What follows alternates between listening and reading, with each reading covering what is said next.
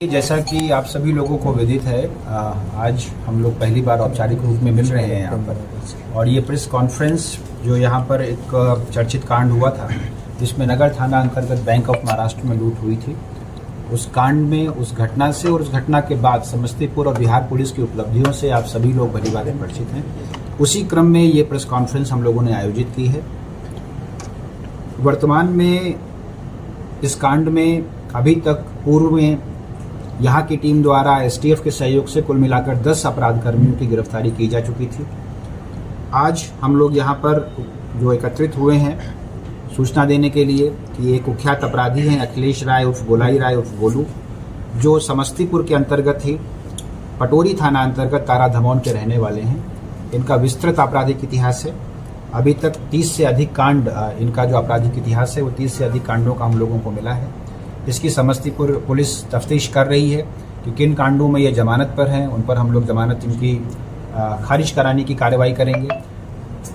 5 से अधिक कांडों में ये वांछित हैं, उन पर इनको रिमांड कराने की कोशिश करेंगे। इनको नगर थाना अंतर्गत विधिवत गिरफ्तार किया गया है और इनकी गिरफ्तारी के बाद इनसे पूछताछ के आधार पर, इनके कन्फेशन के आधार पर अभी तक हम लोगों ने 1382 ग्राम आभूषण बरामद किए हैं, 2 मोबाइल फ़ोन बरामद किए हैं, बैंक ऑफ महाराष्ट्र का पैकेट और जिस बैग में ये लोग सामान लेकर वहाँ से निकले थे, जो वीडियो फुटेज वगैरह में मौजूद है, उसको बरामद किया है और कैश 20,000 रुपये बरामद किए हैं। इस प्रकार घटना के बाद से अभी तक की जो कुल उपलब्धि है उसमें 2 किलो 787 ग्राम आभूषण बरामद किए जा चुके हैं, जिनकी कीमत लगभग 2 करोड़ 70 लाख के आसपास है। साक्ष्य के आधार पर इनके साथ इनकी पत्नी को भी गिरफ्तार किया गया है और उनको विधि सम्मत कार्रवाई हम लोग कर रहे हैं, जुडिशियल कस्टडी में फॉरवर्ड कर रहे हैं। शेष बचे हुए अभियुक्तों के बारे में जानकारी के आधार पर आसूचना संकलन करते हुए हम लोग कार्रवाई कर रहे हैं और हम लोगों की उम्मीद है और आशा है कि जल्दी से जल्दी उन लोगों की गिरफ्तारी कर लेंगे और जो हम लोगों का बचा हुआ सामान है उसमें भी अधिकांश की बरामदगी करने में हम लोग सक्षम होंगे। नगर थाना से फरार चंदू अब तक क्या मतलब अपराध करने का जो देखिए, मुख्य रूप से ये इसी प्रकार के कांडों में और शराब से जुड़े हुए कांडों में वांछित रहे हैं। विस्तृत आपराधिक इतिहास से इससे संबंधित प्रेस ब्रीफ आप लोगों के साथ शेयर की जा रही है। 30 से अधिक कांड हैं, कुल 38 केसेस की लिस्ट मेरे सामने है। मुख्य बात यह है कि इनमें से किन कांडों में ये जमानत पर हैं और दूसरी सबसे महत्वपूर्ण बात कि किन कांडों में ये वांछित हैं, इसका हिसाब किताब हम लोग लगा रहे हैं।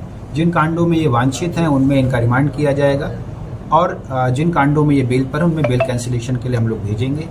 अगर हम लोग उन चीज़ों की भी तफ्तीश अन्य एजेंसियों के साथ कर रहे हैं, इनकी अपराध जनित संपत्ति सिग्निफिकेंट हुई तो इनकी संपत्ति जब्त करने के लिए भी हम लोग 107 BNSS के तहत प्रस्ताव समर्पित करेंगे। हाँ जी, घटना में मुख्य भूमिका है, ये घटना के लुटेरे थे और मुख्य रूप से 2 गैंग जो इस घटना की योजना बनी थी, जिसके बारे में पिछली प्रेस कॉन्फ्रेंस में एसडीपीओ महोदय ने आप लोगों को ब्रीफ किया था। यहाँ पर जो रमेश झा थे उनके साथ जो यहाँ पर रहते थे, इन लोगों ने इस योजना को बनाया और 2 अलग अलग गैंग एक साथ इस घटना को कारित करने के लिए एकत्रित हुए थे। उसमें से एक गैंग को यही लीड कर रहे थे। जहाँ तक रही बात, आपने पूछा कि छापेमारी, तो पुलिस तो जो रिजल्ट है, जो परिणाम है वो आपके सामने है।